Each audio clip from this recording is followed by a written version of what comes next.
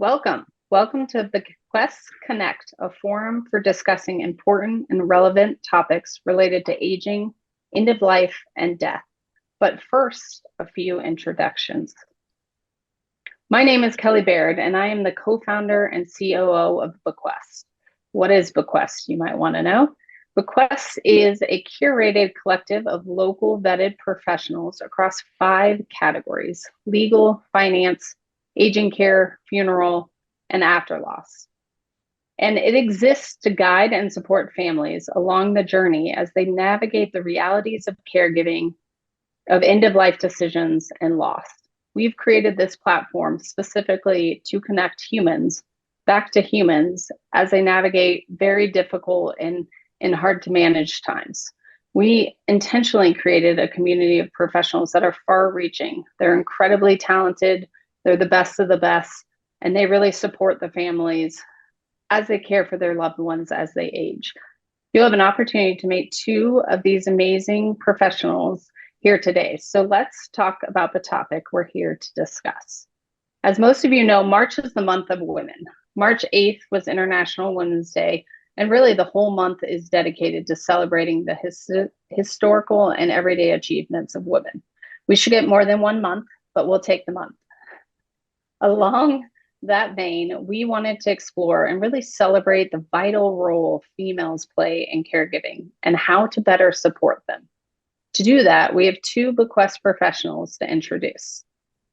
And I'm going to go into each of them, and their bios are decently long because they're both amazing. But to kick us off, want to start with Brittney Blanchard, and thank you, Brittney, for being here today.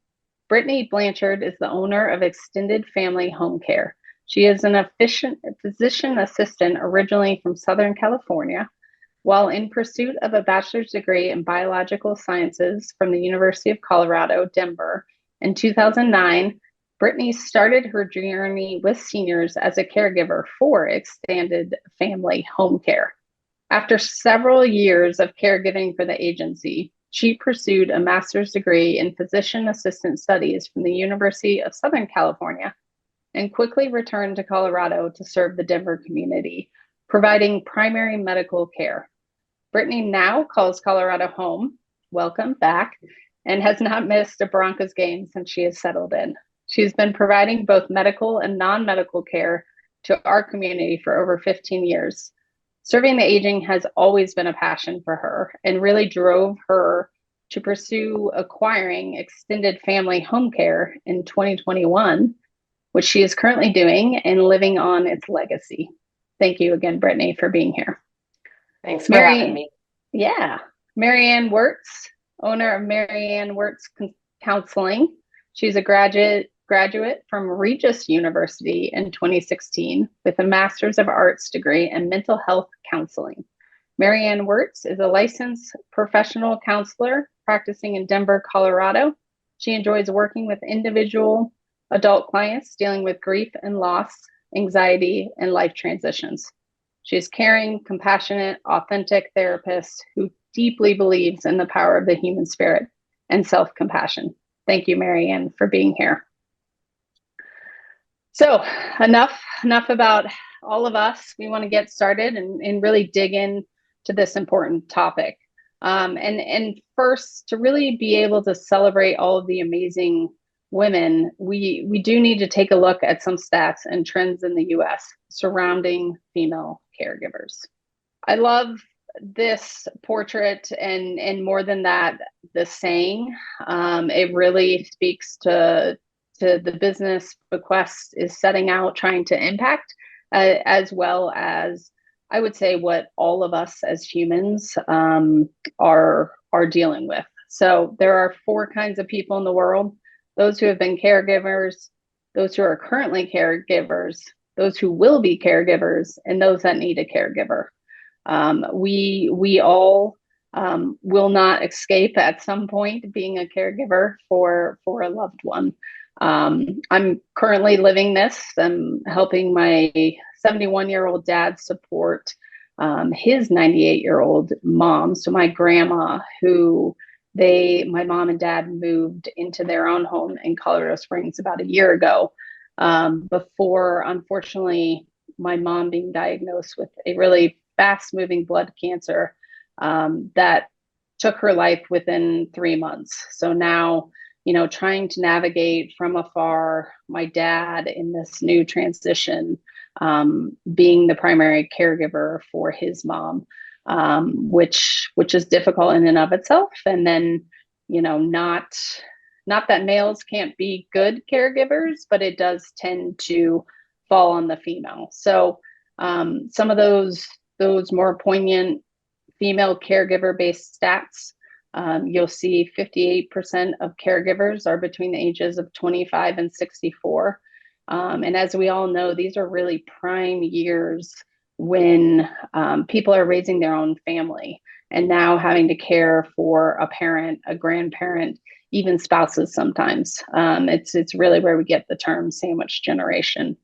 As well as additionally, 61% of caregivers in the US were female, whereas 39% male. So definitely male caregivers out there.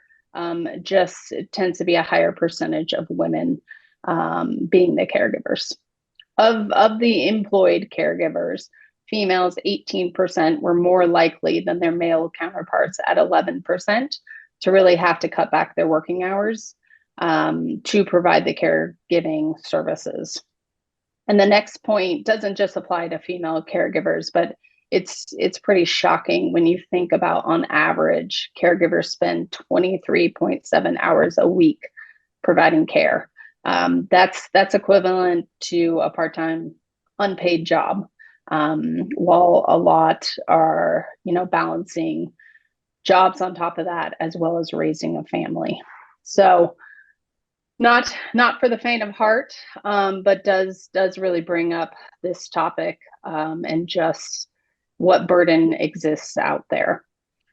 So Brittney, I want to hear from you and Marianne, but let's start with you. With your experience in home care and really as a PA prior, you've seen firsthand some of the female-driven trends happening in the industry. I'd love for you to talk about some of that, and then who are you mostly hearing from when families do finally make the call for support? Sure. Thanks, Kelly. Well, first and foremost, I can personally attest to these stats here on the slide. 99% of my staff are female, both caregivers and administrative staff. This isn't due to female hiring bias either. From what I've witnessed, this is simply just because women are much more likely to apply for jobs in the home care space. And even more likely to make careers out of caregiving. We are nurturers at heart, but these trends did start during times, way back when, during world wars, when men left to fight the war, women were left at home to care for family. And a lot of our staff have had personal experience, just like you, with caring for a loved one at home. And it brought them so much joy that they sought careers in it. So, thankfully to that, that's why, I'm Extended Family exists, is because we do have lovely folks out there willing to jump on board and care for others outside of their own homes. And this slide, as you can see, there are some interesting stats here from the U.S. Bureau of Labor Statistics relating to your question. It's pretty staggering. This isn't just in my space. This isn't just in the home care space. But even in the home care space, home health aides, personal care aides, nursing assistants, 87, 80, 90% of them are female, which is wild. Medical assistants, licensed vocational nurses, our RNs out there, nurse practitioners. The list is endless. You can see how high these stats are, and the gender disparity in that the majority of these are female. It's wild. There's another stat I found that women spend as much as 50% more time caregiving than males in their own space. Even when both partners work full time, women still spend at least 40% more time caregiving than their own male partner. And so, and Brittney, to that point, and Marianne jump in too as well, but You touched on it briefly, but what, in your opinion, are some of those unique challenges being faced by the female caregivers? Why do they typically end up as predominantly the caregiver? And then I guess second prong question to that is, why do you see caregivers waiting so long to make the call for support? All great questions. I think the unique challenges that our caregivers are facing is, that they have their own families and homes to care for. Adult women are much more likely to have full-time careers now, even as entrepreneurs, like the three of us here today. Hallelujah to that, but it does make it more difficult to juggle caring for a loved one at home. And you mentioned, earlier, who do I notice calling and reaching out for help? Most of the times this starts with a spouse. That's the first person that, we're typically getting the phone call for. And I think that if there's not a spouse around, then it does fall on the family member. And most of the time that is an adult child. And most of the time it's the adult female child. I think caregivers take a long time to finally make that call to reach out for help because, quite frankly, I don't know that they know where to start. Many families don't even know that home care exists. Most folks are familiar with home health and hospice, but they're not aware that companies like extended family home care exist to provide the non-medical piece that people need. Yep. Then, there's no manual on how to take care of a loved one, but bQuest is that perfect resource for folks that need help. And Brittney, to that point, I mean, I'm living it and I'm doing it. And I think all of our natures tend to be, we'll figure it out. We'll, slog through, we'll ask, friends and family questions, but you almost don't even know where to start. So you just keep doing it until it gets too hard. And then at that point, right, it could have been months prior that you could have been getting, support and support along the journey. So to that point, Marianne, we know that caregiving for a parent, for grandparents, for a spouse, extremely hard emotionally, mentally, even physically. And I think a lot of times people don't even think about the physical component, but add to it all the other load that, female caregivers have to balance on top of it. Do you typically see clients seeking counseling to provide an outlet for themselves? And if not, why not? I typically don't. I feel like I see people more when they're much further down on the journey. Typically it's more after their loved one has died, and that's when they tend to come in more. And it's even like usually a little further along in their grief journey when they actually decide to come in and see me. And so, and I think a lot of them don't not understand, but I think they've been grieving for some time because they're seeing all the losses that are happening before the person dies. And I think sometimes people don't give themselves the space and the time to tend to themselves while they're caregiving for someone else. And I think a lot of that is because they are so focused, which I understand, on who they're taking care of, that they're not able to really take time for themselves. And I think that's an important piece because they need care in different ways, with support and with the grief process, that a lot of times people don't really even I don't even think they realize that they need support. Yeah, so 100%. And to that point, I mean, I'd love for you to even explain the term anticipatory grief, because I don't think it's very well talked about, or people aren't thinking about what's coming while they're actively providing care for a loved one. You're in it, it's hard, but you're not actually thinking about what's coming. So I'd love for more explanation around that. And then really, how can professionals like yourself help?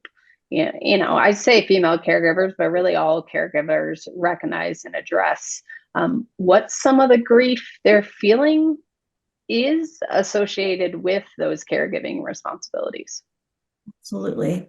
Yeah. So anticipatory grief is grief that occurs when a person learns that there is going to be an impending loss. Um, it is very, it's like they realize like the reality hits and they're told like, okay, this person has a limited amount of time and then they will die. And so the grief, I think, starts like right away. It may not be in the forefront necessarily, but it's like, once you realize that things are going to end and the person you care about is no longer going to be there, that grief can really, it can be really scary and really frightening for caregivers. And I think the big thing is too, is that they can like acknowledge and be really kind with themselves when they start to see like if they're starting to feel anxiety or fear, which would make complete sense, but also like being there as a therapist to help support and help guide them through that and normalize and validate their feelings and emotions and their thoughts. And, the cognitive piece of anticipatory grief is important, that disbelief, the difficulties concentrating, being forgetful, that is all very common. It's not fun and it's not to minimize it, but I just want people to know, like, it makes sense that they would feel this way. It would make sense that they would have a hard time remembering things or concentrating. That is completely like they're under there's a lot happening with them. And I think that's the big thing, is letting them know like these feelings that you have and these thoughts and these, questions that you have about your spirituality or your faith, all of this is part of anticipatory grief. And um, there's nothing wrong with them. It makes complete sense that all of this would be happening for them. And I think, and encouraging them to be really self-compassionate when these feelings come up and thoughts, because this is a hard thing they're going through. And I feel like as a grief therapist, I want them to know I'm there. I'm here to listen. I'm here to be non-judgmental in a safe space where they can talk about what they need to talk about, knowing that there's no judgment at all from the therapist. Like, we are here to support and help give you maybe some ideas on how to navigate some of these things. But the big thing is letting them know, like, hey, like, this is hard and we are here to support you 100%. And that's pretty much no, that's huge. And I can imagine even guilt. Well, I don't have to imagine it. Guilt being a very big part of it, of, for the caregiver, the pouring your love out there, but also realizing, I don't know how long I can keep doing this, on both fronts, right? The person you're caring for, they've been watching their loved ones dies, depending how old they are, but also the person providing the caregiving of just constant guilt of, am I doing enough? Can I keep doing this? absolutely. And to that point, there is support out there.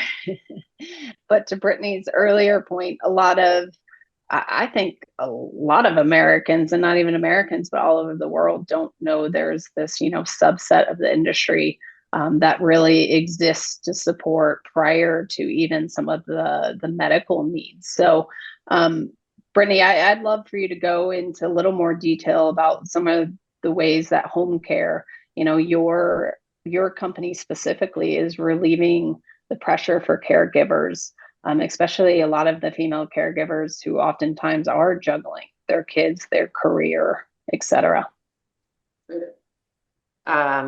Here at Extended Family, we provide families with support by giving them their own kind of personalized care plan, led by their selected caregiver or caregivers, who are all directly employed by us, and have extensive experience in the caregiving space to take that burden off of them.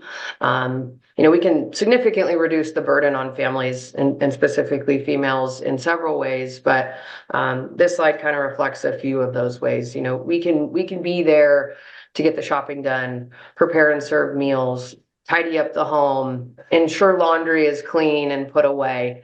We can coordinate their medical appointments and calendars, which can be extensive and really overwhelming for a family, and especially somebody that's ill and has, several different appointments at a time. We can also provide that transportation for them to get them to those appointments. We can provide those important medication reminders for those meds that, are detrimental if they don't have them. Ensuring that they're taking their meds at the right time, especially even those for, with memory decline. It can be a challenge for folks to remember to take those things. We can be there to assist with personal needs too, of course, which can be really tough for a family to provide. Grooming, bathing, even incontinence, that's tough for any caregiver in the family to provide that personal care. So we can be there to do that and take that burden off the families. For those families, even you, Kelly, that are in the home and trying to take care of your dad, and you're saying, and your dad's mom, that guilt that comes on and you feel like, man, this is a lot. How long can I sustain? I need a break. I need to go take a vacation with my family and push the pause button. That's, when we get the call to come in and jump in so that, familial caregivers can take that much needed break. So these are just to name a few, but I hope this kind of helps of how home care can support folks that are juggling their own lives and careers and families. Yeah, I love that. And I think, Brittney, we were talking maybe a couple weeks back, and one of the primary things that I don't think people realize is that these companies exist so that you can get back to just talking and being there with your loved one versus having to really provide their everyday care. I can see it in my experience is you quickly forget they're your loved one and you're task oriented, and you stop having the everyday conversations because you're so in your head about what needs to get done and how do I get this done, plus get to the next meeting, that your loved one can tend to not get the best care they deserve either, by just the mundane tasks of everyday life. Right. And understandably so. Having someone else come into the home to provide that care does allow you to spend more quality time with your parents and grandparents rather than having to fulfill that, caregiving role. So yeah. 100%. So, there is support out there, and a ton more information on how it works. So we'll definitely look to give you contact information, for Brittney directly, but taking it back a little bit to, the caregiver, themselves, and providing that self-care. Marianne, how can caregivers, especially women, establish and really strengthen those support systems to navigate grief effectively, caregiving, services effectively? Are there proactive measures that you'd recommend female caregivers, can take to mitigate the impact? And then maybe what are some of those other initiatives and support groups that you've seen that have really helped, these female caregivers? Yeah, I think they can, I think going back, like first thing is like addressing like how caregivers can take care of themselves is, one thing would be like, feel your feelings. I know it probably doesn't feel comfortable doing it maybe in front of the person you're caring for, but when you have time, let yourself feel the feelings. I think that's really important. Physical activity is really important. So like if you could find someone to stay with your loved one while you maybe go on a walk or just get outdoors and get some kind of physical activity, I think is really important. And then also too, like you had mentioned earlier, asking family and friends for help. I think that's really important. And I know I get it can be very hard because I think women I think like you said too, like we figure things out, like we make things happen, and we don't always, I think sometimes ask other people for help, and it's okay to ask for help, because you're only human and we all need help.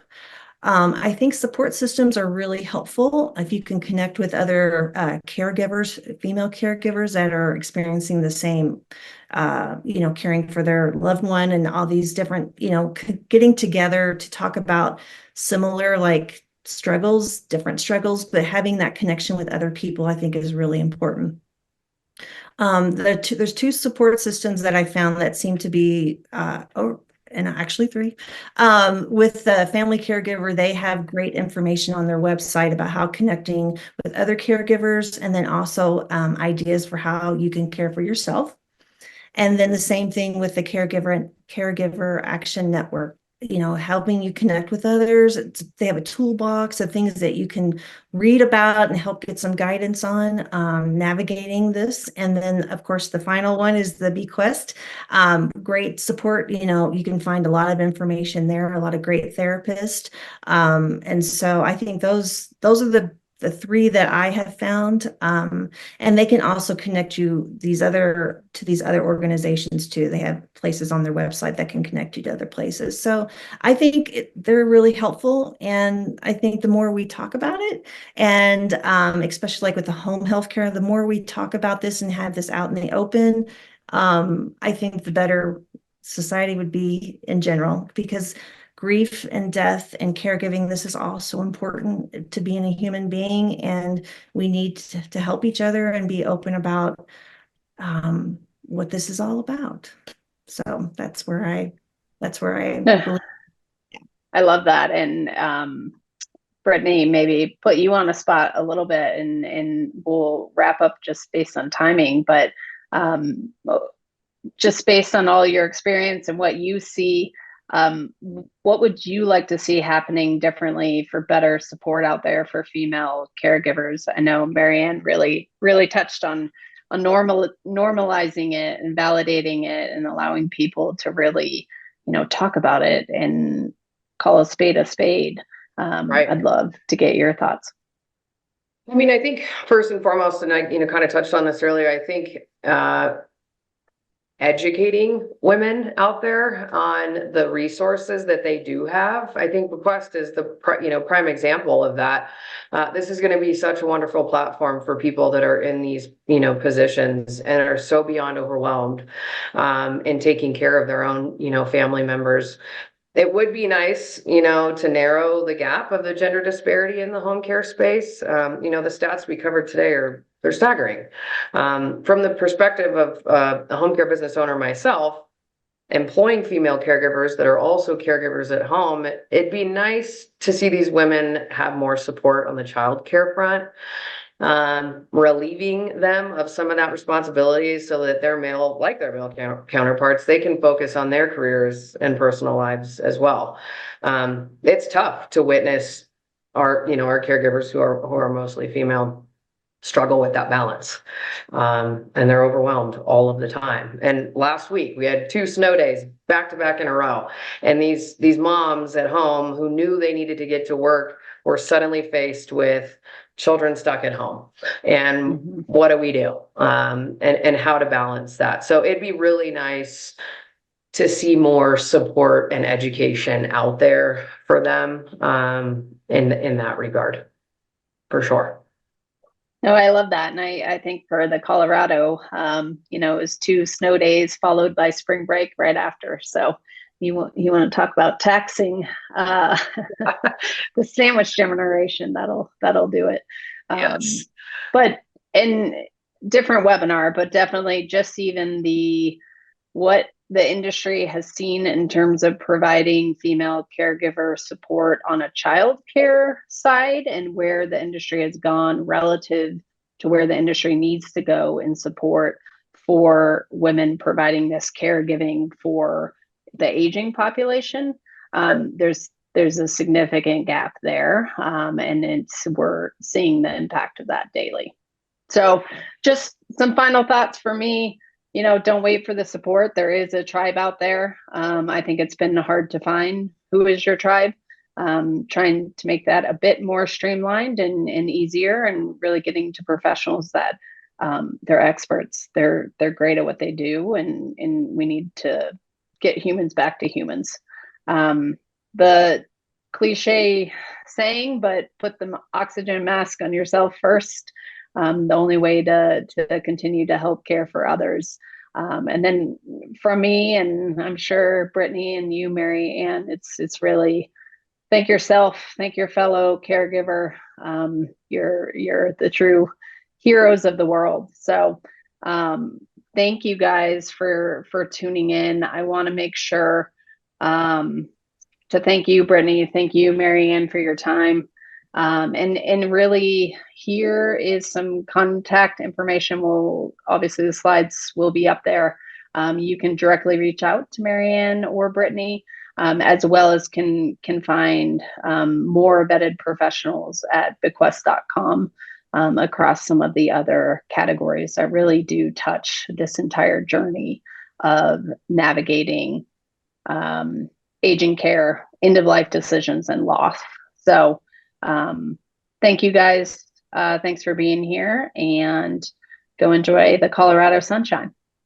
Thank you. Thank you, Kelly. Thanks for having us.